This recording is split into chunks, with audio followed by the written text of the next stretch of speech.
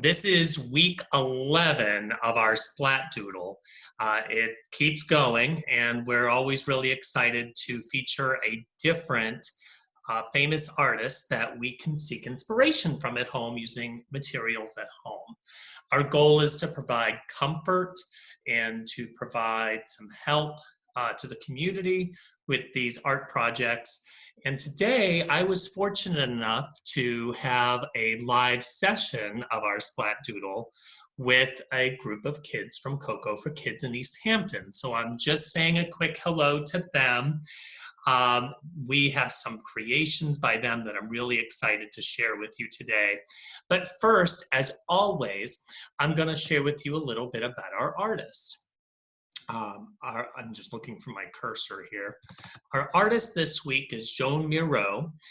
He was born in 1893, and as always, I've pulled some information from his site.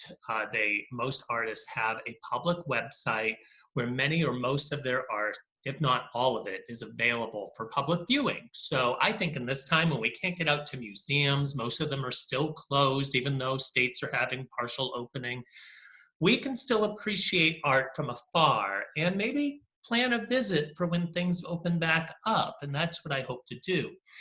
I know I have a plan to get out to the MoMA, the Museum of Modern Art in New York, as soon as I can when this is all over. But he did all kinds of, Miro did all kinds of different art projects. He was born in Barcelona. He did sculpture, he played with ceramics, he was a painter, of course, and he really was a surreal artist who focused on, making things look like maybe they didn't in real life. And so here are a couple of examples. Here's a really nice piece that I found, again, on his website called The Smile of the Flamboyant Wings. And I like that we can't immediately tell what animal he was making, or maybe he was making a person. It almost looks like a person. And it's very abstract. He was very abstract. And you see that star on the left-hand side. That was something he really enjoyed, playing with, using little shapes like that. He also liked representing music in his pieces. Here's one I really liked, another animal, a dog barking at the moon. Again, another theme with using an animal, using abstract art. Doesn't look like it really would in real life. Maybe it looks more dreamlike. He's barking at the moon. It looks like a ladder going up into space next to him. And so I think that's really super fun. And then this is the one that's inspiring our Splat Doodle this week. It's called The Singing Fish. It's probably his most recognizable work. It's definitely, the one that is gotten him the most notoriety. It uses mostly red and black, but you can see some yellow in there. I played with this a little bit using watercolors. I use both watercolors and markers on a piece of white construction paper. If you have watercolor paper, certainly that can be really fun. But Miss Janet Santos over in Koco for Kids, they used paint and markers as well. So I wanted to show you a few examples of some of the beautiful art that they did. And I was really excited to see how the kids played live with these. We can't always see them. So I'm going to show you now a little bit of their work. And this was really fun. So here we have, most of them I think did a fish, different versions of the fish using watercolor. This one here, I think it was the boy on the left chose to make his fish in a bowl, and so he made a fish bowl. And look, he has a person off on the left, and I really like that.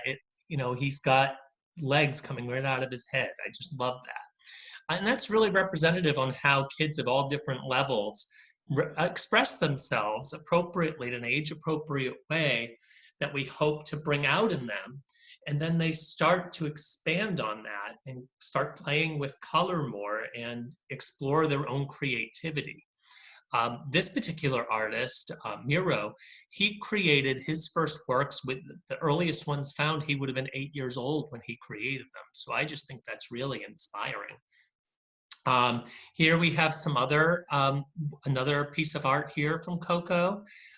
Really fun piece, more abstract again, and this is our abstract. You see he's got the little bursts of stars that Miro liked to use in his work as well.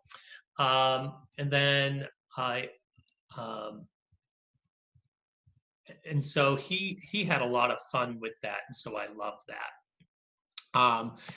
My piece of work is not ready to share, but I will post it out on social media.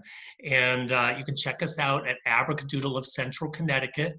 You can also post your works on our Instagram or Facebook by doing @Abracadoodle Central CT.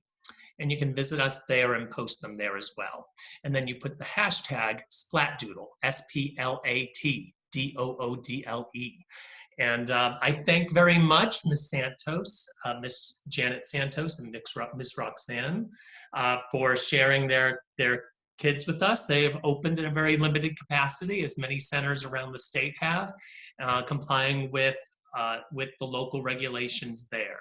So I appreciate everybody's time, energy, and effort. In the meantime, until next week, I hope that you'll stay creative. Thanks so much.